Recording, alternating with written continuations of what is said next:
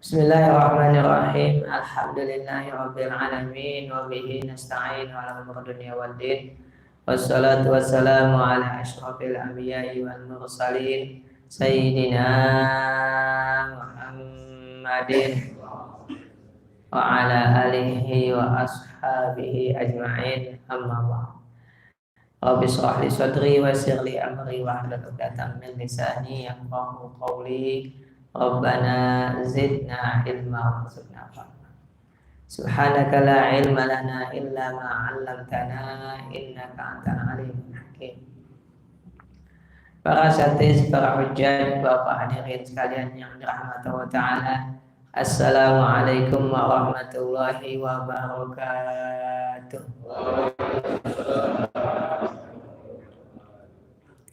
Alhamdulillah wa syukurillah kita bisa kembali hadir bertemu pada malam Rabu ini di Masjid Al-Ikhwan dalam kajian kita Fiqhus Syura. Mari kita buka talim kita dengan baca surah Al-Fatihah sebagai wasilah kita mohon kepada Allah Subhanahu wa Ta'ala taufik dan hidayahnya serta inayahnya hingga kita bisa mendapatkan ilmu yang bermanfaat. Dan tak lupa kita niatkan pahala Fatihah ini untuk orang tua kita, sanak famili kita, guru-guru kita yang telah meninggal dunia, wabil khusus para pewakaf dan pendiri Masjid Al-Ikhwan ini. Ala hadzal niyyah wa ala kulli niyyatin salihah wal hadratin nabi Al-Fatihah. A'udzu billahi minasyaitonir rajim. Bismillahirrahmanirrahim. Alhamdulillahi rabbil alamin arrahmanir rahim maliki yaumiddin iyyaka na'budu wa iyyaka nasta'in ihdinas siratal mustaqim siratal ladzina an'amta 'alaihim ghairil maghdubi 'alaihim waladdallin amin. Bismillahirrahmanirrahim. Al-Matlab Tsani Masyru'iyatus Syura. Masyru'iyatus Syura, disyariatkannya syura atau dalil disyariatkannya syura. Yang lalu kita telah menjelaskan makna syura, yaitu ardul amri ala ahlihi, memaparkan suatu perkara kepada ahlinya, listikhraji ara'ihim wa adillatihim, untuk meminta pendapat mereka dan dalil-dalilnya,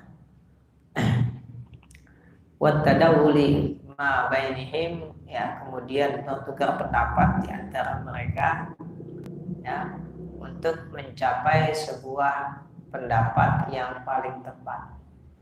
Ya, jadi syura itu ya, kita menyampaikan sebuah perkara di hadapan para ahli syura untuk minta pendapat mereka dan argumentasinya, ya, dengan tujuan untuk mencapai sebuah pendapat yang paling tepat. Itu syura namanya. Nah, syura seperti ini dalam Al-Quran, ya, disebutkan baik dalam bentuk perintah, ujian, dan juga contoh praktek. Ya, contoh prakteknya, artinya ada praktek syura yang digambarkan dalam Al-Quran. Yang pertama, Al-Quran menggambarkan syura yang terjadi antara Allah Ta'ala dengan para malaikatnya. Ya. Di sini digambarkan, ya, dalam surah Al-Baqarah 30. Allah Ta'ala berfirman, wa qala rabbuka lil malaikati inni ja'ilun fil ardi khalifah qalu ataj'alu fiha man yufsidu fiha wa yasfiku ad-dima wa nahnu nusabbihu bihamdika wa nuqaddisu lak qala inni a'lamu ma la ta'lamun. Ketika Allah berencana ingin menciptakan khalifah di muka bumi dari kalangan manusia, ya, khalifah artinya yang menggantikan Allah Ta'ala untuk mengurus bumi. Allah kumpulkan para malaikat, lalu Allah sampaikan rencana tersebut. Wa qala rabbuka, dan ketika Tuhan berkata, lil malaikah kepada para malaikat, ini sesungguhnya aku ja'ilun menjadikan fil ardi di bumi khalifah. Jadi Allah mengatakan kepada para malaikat, sesungguhnya aku akan menjadikan manusia sebagai khalifah di muka bumi. Nah, ini perkara yang Allah sampaikan di hadapan malaikat. Allah ingin mendengar apa pendapat para malaikat tentang rencana ini. Lalu para malaikat menjawab, qalu, mereka berkata, yaitu para malaikat, ataj'alu fiha, apakah engkau ya Allah menjadikan di bumi may yufsidu fiha, orang yang melakukan pengrusakan di bumi, wa yasfikud dima, dan menumpahkan darah, wa nahnu nusabbihu bihamdika, sementara kami bertasbih memujimu, wa nuqaddisu lak, dan mensucikan kamu. Qala, lalu Allah Ta'ala kembali menjawab, inni a'lamu, sesungguhnya aku mengetahui ma la ta'lamun, apa yang tidak kalian ketahui. Jadi Allah kasih tahu, nih saya punya rencana pengen nyiptain khalifah di bumi dari manusia. Lalu malaikat menyampaikan pendapatnya. Kenapa mesti manusia? Manusia itu kan sifatnya berusaha, menumpahkan darah. Ya, kenapa nggak kami aja yang selalu bertasbih, bertahmid, mensucikan kamu? Malaikat menyampaikan pendapatnya. Jadi pendapat malaikat, kami yang lebih pantas. Kenapa? Karena dibanding manusia yang sudah merusak, ya kami lah para malaikat yang nggak pernah merusak. La yasuna wa ma amarahum wa yaf'aluna ma yu'mar. Para malaikat selalu melakukan apa yang diperintahkan, tidak pernah membangkang terhadap yang Allah perintahkan. Tapi Allah kembali menjawab, inni a'lamu ma la ta'lamun. Aku tahu apa yang kalian nggak tahu. Ya. Jadi para malaikat sudah mengetahui tentang sifat manusia, diantaranya menumpahkan darah dan melakukan pengerusakan. Nah, di sini dalam beberapa kitab tafsir disebutkan bahwasanya ini adalah sebuah contoh di mana Allah Ta'ala memaparkan rencananya di hadapan para malaikat untuk mendengar apa pendapat para malaikat. Nah, inilah surah. Karena ini kan surah menyampaikan suatu perkara kepada ahli surah untuk mendengar pendapat mereka dan argumentasinya. Nah, itu kan surah begitu. Makanya di sini dalam kitab tafsir Az-Zamakhsyari, maaf saya ulangi, dalam kitab tafsir Al-Kasyaf yang ditulis oleh Az-Zamakhsyari, beliau mengatakan liyu'allima ibadahu al-musyawarah. Tujuan Allah Ta'ala menurunkan ayat ini untuk mengajarkan hamba-hambanya bermusyawarah fi umurihim, dalam segala perkara mereka, qabla ayyuqdimu alaiha, sebelum mereka mulai melakukan perkara tersebut, wa ardiha ala saqatihim, dan memaparkan di hadapan orang-orang yang dia percaya, wa nusuhaihim, dan orang-orang yang dapat memberi nasihat. Jadi Imam Zamakhsyari dalam tafsirnya mengatakan ayat ini di dalamnya terdapat pesan di mana Allah Ta'ala ingin mengajarkan kepada manusia bermusyawarah sebelum memulai suatu, sampaikan kepada orang-orang yang dia percaya. Allah bermusyawarah, padahal kan nggak butuh. Maka dikatakan wa in kana huwa bi'ilmihi wa hikmatihi ghaniyan 'anil musyawarah. Sekalipun Allah Ta'ala dengan hikmahnya, dengan ilmunya nggak butuh musyawarah.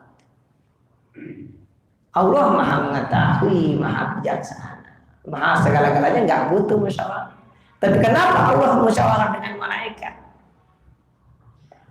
Menyampaikan rencananya untuk mendengarkan pendapat malaikat.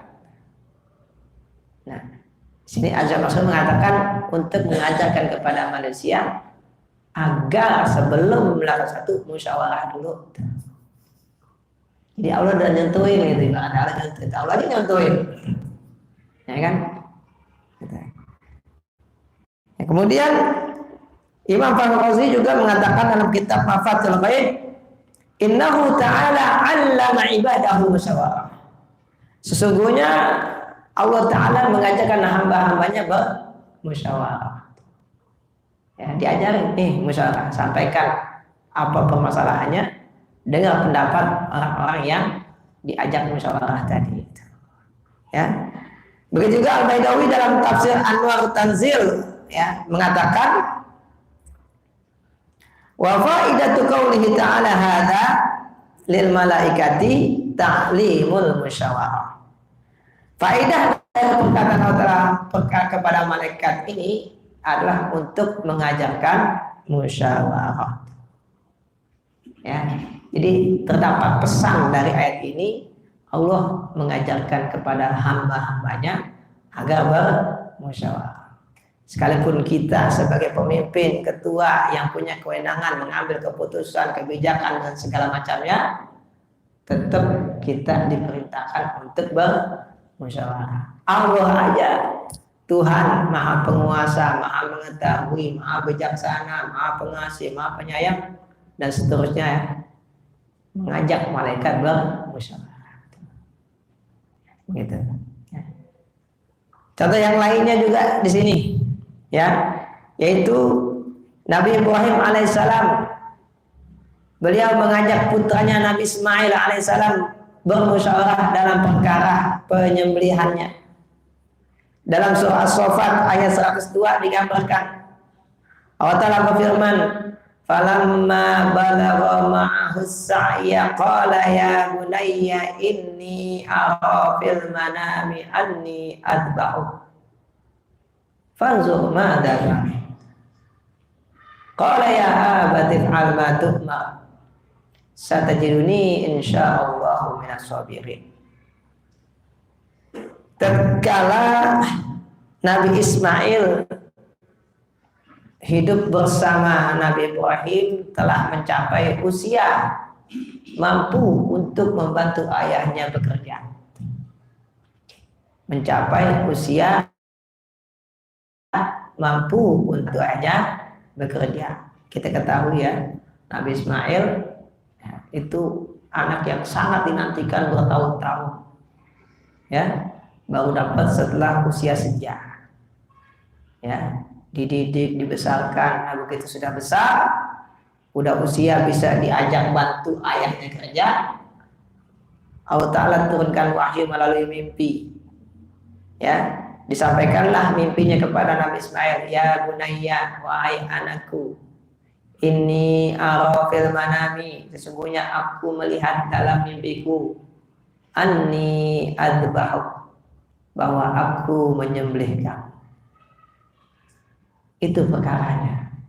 Sekarang fanzur madza tara. Fanzur, apa fanzur? Pikirkan baik-baik. Itu mana nazar? Nazar itu pikirkan baik-baik. Artinya pikirkan itu mana nazar? Nazar itu memikirkan dengan baik-baik, mempelajari, mengamati. Fanzur, perhatikan. Pikirkan baik-baik. Madza tara? Apa pendapatmu? Ya, Nabi Ibrahim menyampaikan perkara nih, ada perkara begini nih. Gimana pendapat kamu? Ya. Ada kalimat fanzur, nazara. Apa nazara? Memperhatikan, mengamati, meneliti, memikirkan. Ya, itu namanya nazara. Ya. Nabi Ibrahim bilang fanzur. Madza tara? Apa pendapat? Nah, ini suruh. Padahal perkara ini kan mestinya tinggal dilaksanain. Kan perintah dari Allah. Perintah dari Allah. Ya, Nabi Ibrahim minta pendapat anaknya, tapi karena anaknya juga anak yang soleh, maka jawabannya ya abati fa'al ma tu'mar. Wahai ayahku, kerjakan apa yang diperintahkan kepadamu. Itu pendapat Nabi Ismail. Ya, silakan kerjakan apa yang Allah perintahkan padamu. Nah, biar ayah tambah yakin, satajiduni insyaallah minas sabirin. Engkau akan dapati aku termasuk orang yang sabar. Kenapa? Karena ini balaghun mubin dalam ayat lain ya. Wa innahu la balaghun mubin, ini ujian yang berat. Gimana enggak berat? Sembelih. Coba ini. Enggak tanggung-tanggung kan cobaannya. Nah, ini mimpi Nabi itu wahyu. Para ulama mengatakan mimpi Nabi adalah wahyu dari Allah Ta'ala. Allah perintahkan kepada Nabi Ibrahim untuk menyembelih putranya. Tapi sebelum beliau melakukan perintah utara, beliau musyawarahkan. Kenapa? Karena ada kaitan dengan anaknya. Dia ingin dengar pendapat anaknya, agar ketika dilakukan anaknya ya melakukannya dengan penuh penerimaan, bukan karena keterpaksaan. Nah itu diantara tujuan surah. Walaupun memang udah mesti dieksekusi, tapi agar orang-orang yang terkait dengan perkara tersebut bisa menerima dengan lapang dada, tidak ada keterpaksaan, ajak surah dulu. Begitu. Ya, pada perintah utara masih diusahakan juga. Ya, ini contoh yang kedua. Contoh yang ketiga, ya, yaitu musyawarahnya Nabi Syuaib alaihissalam bersama Nabi Musa alaihissalam dalam perkara pernikahan dengan putrinya. Ya, seperti yang kita ketahui dalam Al-Quran dikisahkan dalam surah Al-Qasas. Ya, jadi Nabi Musa alaihissalam kabur dari Mesir. Ya, sampailah kota Madian. Ya, sampai di kota Madian. Ya, singkat cerita dia membantu putrinya Nabi Syuaib untuk mendapatkan air. Selesai membantu, ya, kemudian diundang ke rumahnya. Diundang ke rumahnya. Bertemu dengan Nabi Syuaib. Ya. Nah, di sini terjadi sebuah dialog. Putri Nabi Syuaib yang tadi ya menjemput Nabi Musa untuk mengundang ke rumahnya berkata kepada ayahnya, qalat ihdahuma ya abati fa'al ma tu'mar. Berkata salah satu dari dua putri Nabi Syuaib. Nabi Syuaib putrinya ada dua yang memang kerjanya setiap hari ngambil air. Ya, ngambil air. Dia pergi pagi, nanti pulang udah agak siangan. Tumben kok pulangnya cepet, kan gitu. Oh, pantasan cepat karena dibantu oleh Nabi Musa. Nah, di sini putrinya mengatakan, ya abati, ya abati stajirhu, wahai ayahku, jadikanlah pemuda ini bekerja bersama kita.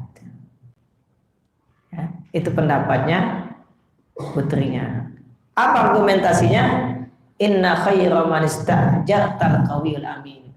Sesungguhnya orang yang terbaik yang engkau pekerjakan adalah al-qawi al-amin, yang kuat dan dapat dipercaya. Dalam tafsir disebutkan Nabi Syuaib nanya, kok lu tahu dia kuat dan dapat dipercaya? Kan baru sekali ketemu. Kok bisa? Nah, makanya disebutkan dalam tafsir juga ini adalah salah satu contoh wanita yang cerdas, ya, yang dapat menyimpulkan perkara dengan cermat dan cepat. Ya, adapun kuat karena dia bisa menyaksikan kalau Nabi Musa itu ya mengangkat batu yang besar, ya, ngangkat sendiri, sementara orang-orang nggak mampu mengangkat sendiri. Ya, sehingga dengan demikian dia bisa ngambil air dengan lebih mudah, ya. Dan putri Nabi Syuaib pun bisa pulang lebih cepat. Itu yang pertama, qawiyun. Yang kedua, adapun amin, dapat dipercaya.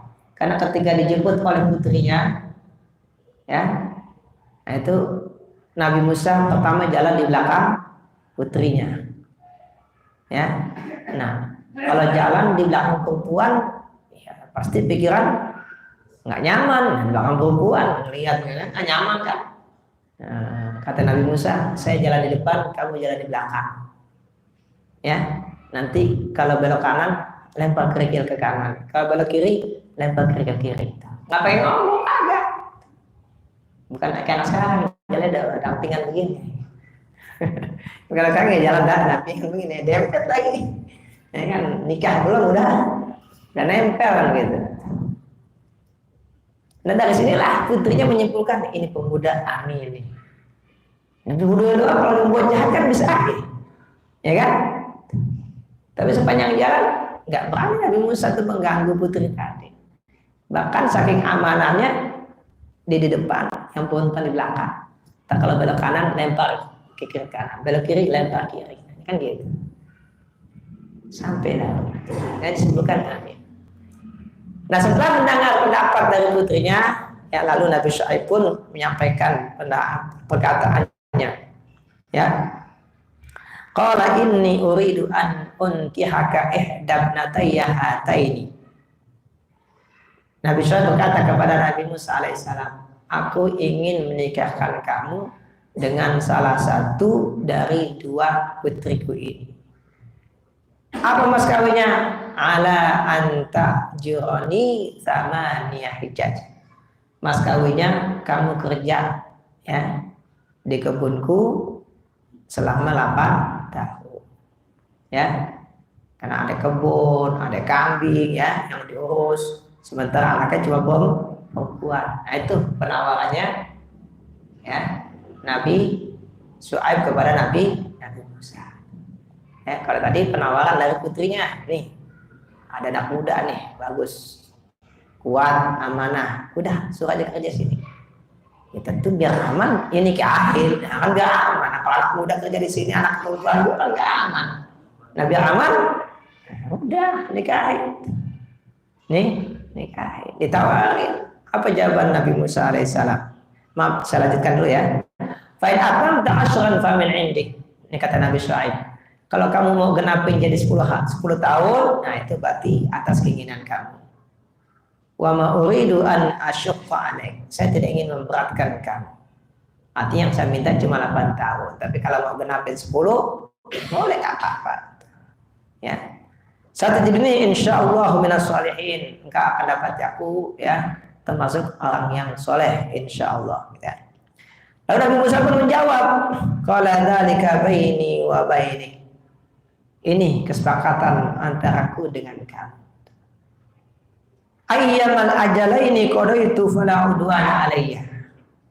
Ajal yang mana dari kedua tadi, apakah 8 tahun atau 10 tahun, qadaitu yang sudah aku tuntaskan, fala udwana alayya, maka aku tidak bisa dituntut. Nah, maksudnya karena kan tawarin 8 atau 10. Berarti kalau saya pilih 8, ya udah selesai. Saya pilih 10 juga boleh. Ya, Allah ala ma naqul wakil. Allah menjadi wakil atas apa yang kami atau kita katakan tadi. Nah, di sini terjadi dialog pertama ya dari putrinya tentang perkara memperkerjakan. Nih pendapatnya nih, kita ajak aja kerja di sini.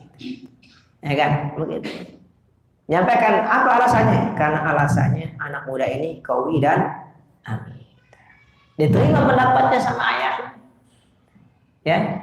Jadi boleh aja yang punya anak perempuan nawarin duluan nggak apa-apa. Mbak, tuh ada anak muda, Mbak, cakep, Mbak. Nah, gitu. Apa-apa boleh. Oh iya, ya udah ntar Mbak liatin dah. Nah, gitu. Ya, jadi kalau anak perempuan yang lihat duluan nggak apa-apa, jangan dimarahin, jangan. Ya.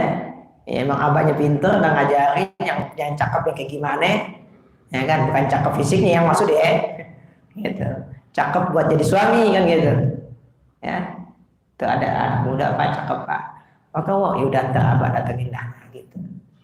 Nah berarti ini yang putri duluan menyampaikan permasalahan tadi, lalu ayahnya menyampaikan pendapatnya langsung dengan sikap, ya kan. Nah kemudian sang ayah pun menyampaikan perkara kepada Nabi Musa, tawarin gimana mau enggak. Nah ternyata dia, nah itu musyawarah tuh begitu, ya itu musyawarah tuh dicontohin dalam Al-Quran. Ya, nih permasalahannya begini, gimana pendapat kamu? Ya, nah setiap orang yang bermusyawarah tadi selalu berpikir pendapat yang paling tepat, pendapatnya apa ini? Itu selalu berpikir begitu. Oh ya benar juga, nggak apa-apa kita pekerjakan sini. Kita nggak punya anak laki, yang ada cuma perempuan, pekerjaan berat. Ya kan? Ya udah kalau gitu sekalian aja dah nikahin. Tawarin mau nggak nikah? Ayo. Alhamdulillah tuh. Ya, nah, itu surah itu seperti itu. Ya, jadi Al-Quran sudah memberikan contoh, ya, gambaran tentang surah. Yang pertama Allah langsung yang melakukan. Yang kedua para nabinya. Para nabinya yang melakukan. Ya, jadi kalau sudah Allah yang melakukan, para nabinya yang melakukan juga, ya maka sudah pasti surah itu masyru', ya, disyariatkan. Suatu hal yang bukan hanya diperintahkan tapi juga dicontohkan. Nah, selain 3 ayat tadi, ada ayat-ayat lain juga tentang surah. Ya. Yang pertama, ya, ada dalam surat Asy-Syura ayat 38. Allah berfirman, "Walladzina istajabu li rabbihim wa aqamus salata wa amruhum syura bainahum wa mimma razaqnahum yunfiqun." Walladzina istajabu, dan orang-orang yang menjawab li rabbihim, panggilan Tuhannya, wa aqamus shalah, dan menegakkan salat, wa amruhum syura bainahum, ya, dan selalu bermusyawarah dalam segala urusan mereka. Kenapa saya mengatakan segala? Segala kan kalau dalam bahasa Indonesia kan umum, mencakup semua. Nah, kalau dalam bahasa Arab kalimat amruhum, ini kalau pakai kajian usul fiqh, amruhum, amrun diidhafakan kepada hum. Ini berarti menunjukkan segala, semua. Ya, seperti misalkan wa in ta'udu nikmatallah, nikmatallah berarti semua nikmat Allah gitu. Ya. Jadi dalam segala perkara. Dalam segala perkara. Nah, di sini dalam tafsir disebutkan, ya. Dalam tafsir seperti tafsir Al-Qurtubi, Al-Bayan dan yang lainnya, ya. Ada disebutkan ayat ini turun dalam rangka memuji di antara sifat-sifat orang Ansor. Ya, kata-kata orang Ansor adalah orang yang beriman sebelum Nabi datang. Walladzina tabawwa'ud dar wal imana, dan orang-orang yang menempati rumah, maksudnya adalah kota Madinah, wal imana, dan iman. Ini ungkapannya balik, ya. Kenapa? Tabawwa al iman. Jadi bukan iman yang ada dalam hati, tapi mereka berada dalam iman. Subhanallah. Ya. Jadi bukan iman yang ada pada diri mereka, tapi mereka berada dalam iman. Ini kan ibaratnya lebih tinggi lagi ungkapannya. Kalau ini kan kita iman ada dalam hati kita. Nah, kalau ini mereka ada di dalam iman. Ya. Jadi kalau ada air, ada batu masuk dalam air, ya berarti kan benar-benar sekelilingnya air. Nah, ini penduduk Madinah, Ansor, ya, ada dalam iman. Nah, ini di antara pujian Allah Ta'ala kepada orang Ansor adalah yang pertama, istajabu li rabbihim. Ya, mereka menjawab panggilan Tuhannya. Di antaranya panggilan untuk beriman. Yang kedua, wa aqamus shalah, dan mereka menegakkan salat. Yang ketiga, wa amruhum syura bainahum. Jadi di antara sifat kebiasaan orang Ansor adalah amruhum, perkara mereka, syura, dimusyawarahkan, bainahum, sesama mereka. Ya. Jadi mereka sudah punya kebiasaan seperti itu. Sejak sebelum Nabi datang ke Madinah, mereka sudah punya kebiasaan, mereka bermusyawarah dalam segala urusan mereka. Ya, begitu. Maka di sini dikatakan dalam tafsirnya, ya, innahum la linqiyadihim ila ra'i fi umurihim muttafiquna. Mereka, ya, karena ketundukan kepada pendapat dalam perkara mereka, mereka selalu sepakat dan tidak berselisih. Ya, karena orang kalau bermusyawarah yang tadinya awalnya nggak setuju, jadi setuju. Kenapa? Setelah mendengarkan pendapat, setelah mendengarkan penjelasan. Oh iya, nah, kan gitu, ya kan? Tapi kalau nggak musyawarah, nggak ada penjelasan, nah, orang nggak bisa langsung menerima begitu aja. Tapi dengan musyawarah, akhirnya jadi sepakat, nggak berselisih. nggak berselisih seperti itu. Nah, yang seperti ini ya adalah sifat yang terpuji, sifat yang terpuji.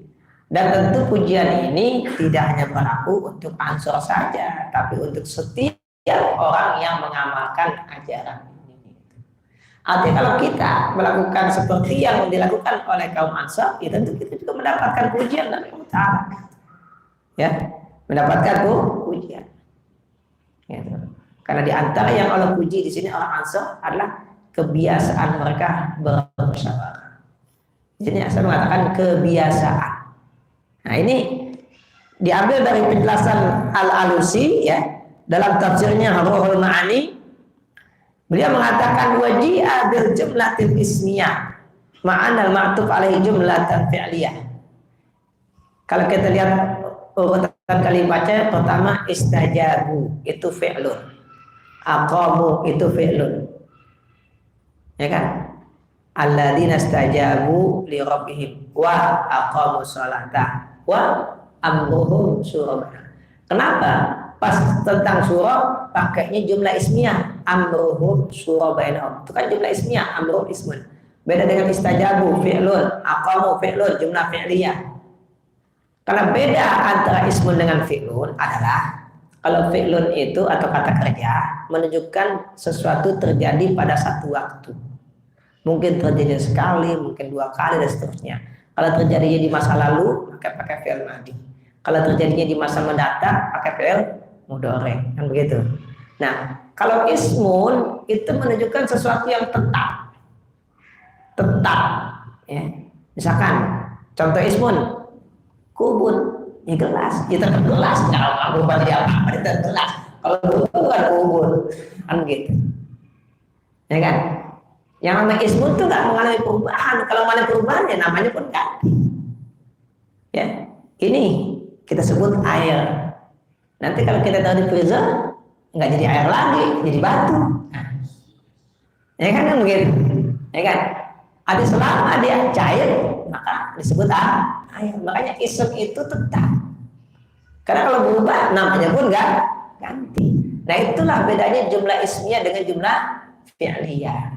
Seperti yang kita pelajari di tafsir surah Al-Fatihah, alhamdu itu pakainya ismiyah. Alhamdu pakainya ismiyah. Ya, menunjukkan ya alhamdu itu tetap dan selalu setiap saat sepanjang masa gitu. Ya kan? Nah, penggunaan jumlah ismiyah wa amruhum ini menunjukkan musyawarah sudah menjadi tabiat mereka. Musyawarah sudah menjadi kebiasaan mereka. Ini bukan yang terjadi sesekali, bukan terkadang enggak, terkadang iya, enggak, nih udah jadi kebiasaan. Ya, makanya Allah Ta'ala puji mereka. Ya, seperti itu. Ya, makanya dikatakan lidilalati ala anna tasawwura kana haluhu atau kana halahum al-mustamirah. Ini menunjukkan bahasanya musyawarah adalah ya, sifat mereka yang terus menerus. Qabla Islam wa ba'dah. Sebelum Islam dan setelah Islam. Ya. Nah, berarti kalau kita bermusyawarah, berarti kita mengikuti sifat orang Ansar. Ya, begitu. Wa amrum syura bainahum. Ya. Nah, ini ayat ini menunjukkan ya bahwasanya Allah Ta'ala memuji orang Ansar yang bermusyawarah. Ya, tentu sesuatu yang terpuji sudah pasti baik dan sudah pasti boleh. Ya, gitu.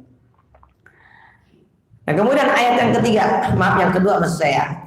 Kan ayat yang pertama surat Asy-Syura, sekarang ya ayat yang berikutnya adalah dari surah Al-Imran ayat 159. Allah Ta'ala berfirman, "Fabima rahmatin minallahi linta lahum walau kunta fazzan ghalizal qalbi lam fattu min hawlik fa'fu anhum wastaghfir lahum wa syawirhum fil amr fa idza azamta fatawakkal 'ala Allah innallaha yuhibbul mutawakkilin." Ya. Ayat ini turun setelah perang Uhud. Setelah perang Uhud, yaitu di mana kaum muslimin enggak kalah. ya kaum muslimin enggak kalah gitu ya. Bahkan Rasul kalau nggak salah dalam sirah sampai giginya patah ya, tuh kalah kaum muslimin di sini. Sebelumnya perang Badar menang, pas perang Uhud kalah kan begini. Ini ya ayat ini turun setelah perang. Nah, kenapa kok bisa kalah ya? Karena sebagian pasukan kaum muslimin itu melanggar perintah Nabi. Itu siapa? Orang-orang yang ditugaskan untuk memanah, yang diposisikan di atas bukit. Ya kan? Kata Nabi, jangan turun dari bukit dalam kondisi apapun. Gitu. Ya. Nah, kalau di bukit kan nyerang gampang tuh ternyata. Nah, musuh kalah, kabur. Ninggalin harta banyak. Tergiur di atas, harta banyak turun. Ya kan? Nah, ngelihat kaum muslimin turun, itu musuh yang tadi udah kabur balik lagi naik ke atas. Balik lagi naik ke atas. Bagus posisinya, diserang dan kalah. Itu singkatnya begitu. Nah, ini kalau kita pakai zaman sekarang, itu tentara tadi itu udah pasti akan disidang secara militer tuh. Akan jatuh hukuman ya berat. Tapi ternyata enggak. Allah perintahkan untuk memaafkan mereka. Tuh. Subhanallah. Allah perintahkan untuk memaafkan mereka. Ya kan zaman sekarang begitu kan? Kalau itu melanggar disiplin tuh sampai kalah lagi. Bisa hukuman berat itu enggak. Maka diawali dengan kalimat fabima rahmatin minallahi lintalahum. Maka dengan sebab rahmat Allah Ta'ala kamu bersikap lembut kepada mereka. Jadi Nabi tetap bersikap lembut. Padahal kan Nabi sendiri luka dalam peperangan tersebut. Kemudian walau kunta fazzan ghalizal qalbi, seandainya engkau fazzan, berkata kasar, berkata buruk, ghalizal qalbi, berhati keras. Kan ada orang badannya begitu ya, mulutnya kotor, kalau marah keluar semua perkataan kotor. Nah, begini jangan dipilih ya jadi pemimpin. Pilih pemimpin itu yang adem, nanya yang litalahu. Ya, jangan salah pilih nih, jangan yang gampang marah. Ya kan, yang mulutnya ya kan kotoran mulu keluar. Nah, ya jangan dipilih nih. Ya, yang gampang marah. Kita kalau jadi bos juga gerah juga begitu, dimarahin dulu. Gitu. Ya kan? Ternyata pemimpin yang lintalahu, tutur katanya bagus, hatinya lembut. Ya begitu. Walaupun tafazzal ghalizal qalbi lan faddu min haulik. Kalau engkau berkata kasar, berhati keras, pasti mereka akan bubar, pergi meninggalkan kamu. Maka dari itu fa'fu anhum, maafkan mereka. Wastaghfir lahum, dan mohon ampun kepada Allah untuk mereka. Wasyawirhum fil amr. Tuh. Yang pertama fa'fu anhum, maafin. Maafin itu kan hak Nabi sebagai pemimpin ya, harus ditaati, apalagi Nabi terluka, ya udah maafin. Yang kedua wastaghfir lahum, mohon ampun kepada Allah untuk mereka. Kenapa? Karena mereka telah melanggar perintah Allah. Apa perintah Allah? Untuk taat pada Nabi, kan gitu. Wastaghfir lahum. Jadi hubungan dengan Nabi baik, udah dimaafkan. Hubungan dengan Allah juga baik karena udah diampunin. Baru wasyawirhum fil amr, ketiga ajak mereka musyawarah. Ya. Jadi padahal kan mereka salah, tapi tetap diajak musyawarah. Ini kan perintah bermusyawarah dalam kondisi seperti ini, di mana kalau orang biasa mungkin belum tentu bisa.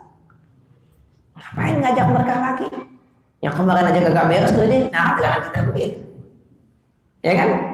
Ngapain ngajak lagi yang mereka udah masuk lagi dah. Kemarin aja gak beres. Kan kalau kita mungkin begitu ya. Yang kemarinnya kagak beres kan gitu. Ngapain ajak lagi? Udah masuk ajak lagi itu. Ternyata kan enggak. Ya. Allah yang perintahkan Nabi langsung maafin mereka. mohon ampun buat mereka, tetap ajak musyawarah. Ya. Atau dalam kondisi yang berat begini aja tetap disuruh musyawarah, apalagi dalam kondisi biasa. Ya, karena biasanya Al-Quran tuh menyampaikan pesan ya, untuk sesuatu yang paling tinggi agar yang lebih rendah ikut. Nah, gitu. Misalkan ku anfusakum ahlikum nar, jaga dirimu dan keluargamu dari neraka. Udah ujungnya aja langsung dari neraka. Berarti segala hal yang mengantar ke neraka jangan sampai terjadikan begitu. Ya, jadi nggak perlu sebutin atu-atu gitu ya. Cukup ujungnya aja. Biasanya Al-Quran itu suka begitu. Nah, berarti kalau Allah perintahkan musyawarah dalam kondisi yang seperti ini, apalagi dalam kondisi biasa. Jadi kalau kita mau mundur lagi sebelum perang Uhud, itu Rasul sudah bermusyawarah. Sudah bermusyawarah sebelum perang Uhud. Ya, Rasul kumpulin para sahabat semua. Ya, ini kita perang yang berikutnya nih ya, kata Rasul. Kalau menurut saya, kata Nabi nih, kita perang dalam kota. Karena istilah perang dalam kota tuh, nanti musuh masuk ke kota. Nah, karena kita yang punya kota kan kita tahu tuh strateginya lebih tahu daripada mereka. Ya, nanti yang ngumpet di sini, ngumpet di situ kan gitu kan. Nanti akan musuh kejebak kalau bisa gitu ya. Nah, itu siasat Nabi begitu. Nah, ternyata mayoritas inginnya keluar. Inginnya kan keluar. Kita keluar aja ke medan perang. Kita datangin tuh musuh. Ya, ibaratnya begitu. Ya, dalam sirahnya itu diceritakan ya, karena yang ngomong kayak gitu kemarin dia ikut perang Badar, jadi mereka pengen mati syahid. Nah, gitu.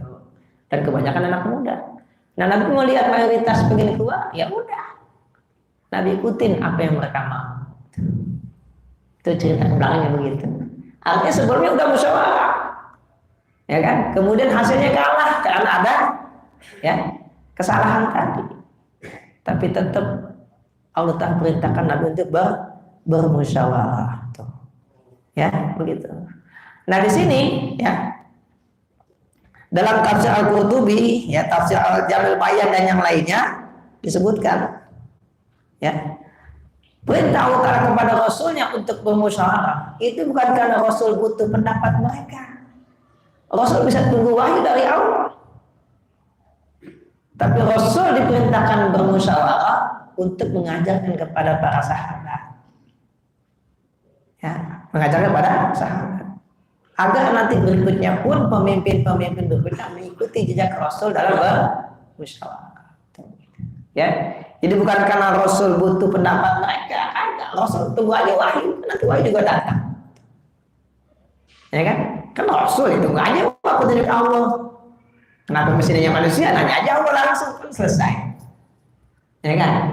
Nanya aja Allah gitu. Ya Allah, ini besok perang biar menang gimana caranya? Kan bisa begitu sederhana kan? Ya Allah besok biar menang gimana nih perang caranya? Kan bisa aja nih. Tapi nggak dilakukan yang begitu. Kenapa?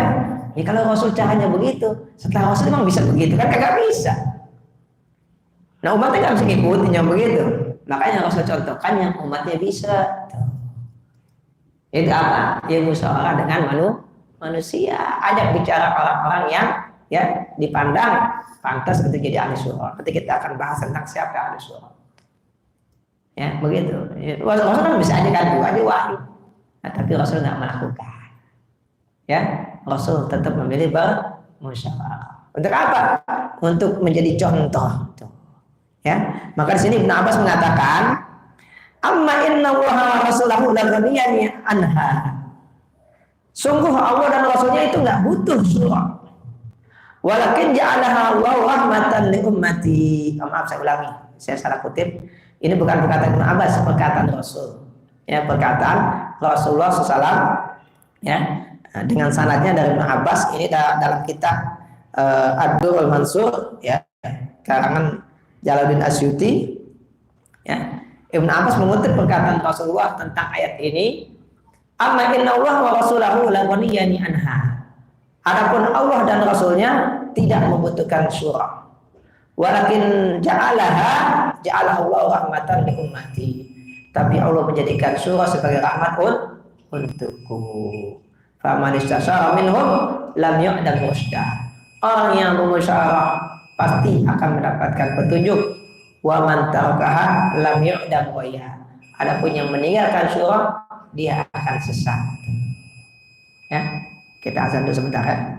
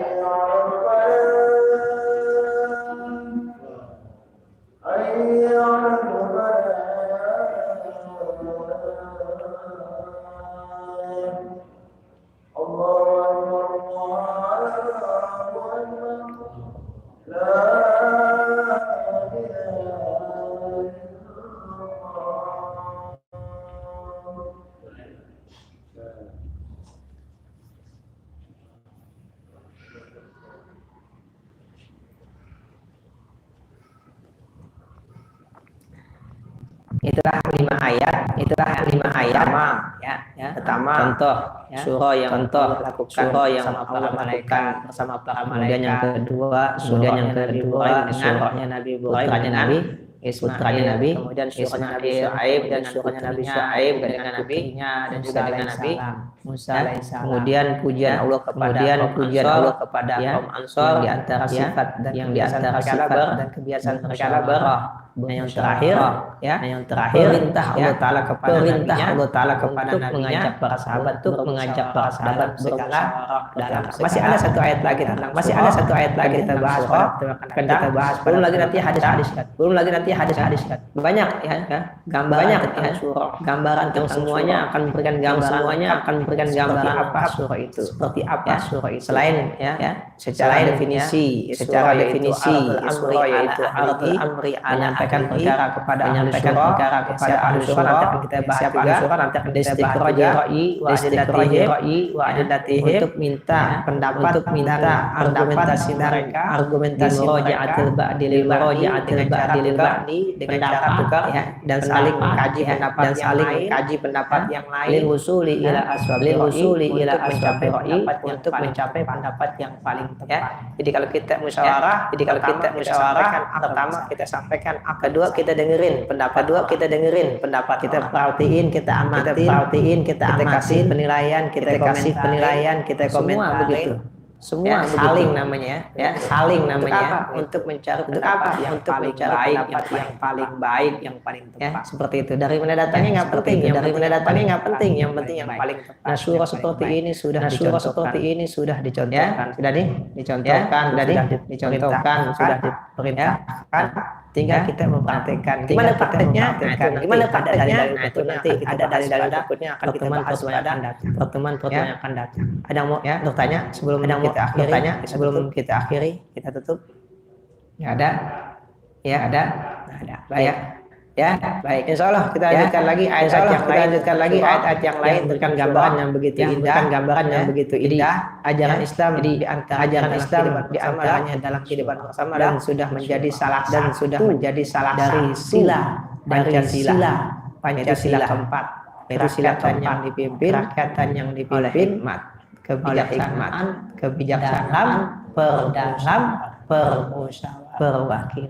perwakilan. Sila keempat itu diambil dari Al-Qur'an, dari sunnah Nabi. Rakyatan yang dipimpin oleh kebijaksanaan dalam permusyawaratan. perwakilan ya kan al-husur nggak mesti semua kan al-husur nggak mesti semua perwakilan gitu nanti kita bahas al-husur atau siapa yang mewakili siapa yang mewakili akan dibahas ada semua akan dibahas dalilnya dari Al-Quran dan dan sunnah tinggal kita insyaallah pelajarinya dan insyaallah kitabnya demikian yang bisa kita pelajari mudah-mudahan bisa menjadi ilmu yang bermanfaat Al-Fatihah Alhamdulillahirabbil alamin maliki yaumiddin iyyaka na'budu wa iyyaka nasta'in shiratal ladzina an'amta alaihim ghairil maghdubi alaihim Astaghfirullahaladzim Bismillahirrahmanirrahim Alhamdulillahirabbil alamin Allahumma shalli ala sayyidina Muhammad Allahumma amnina bil ilmi wa zayyinna bil ilmi taqwa wa jamilna bil afiyah wa salama wa haqqina bit taqwa wal istiqamah wa idama innaka sami'ud du'a ربنا بعد إذ هديتنا إنك أنت الوهاب ربنا آتنا حسنة في الدنيا حسنة وفي الآخرة حسنة وصلى الله على سيدنا محمد الحمد لله رب العالمين أشهد أن لا إله إلا أنت السلام عليكم ورحمة الله وبركاته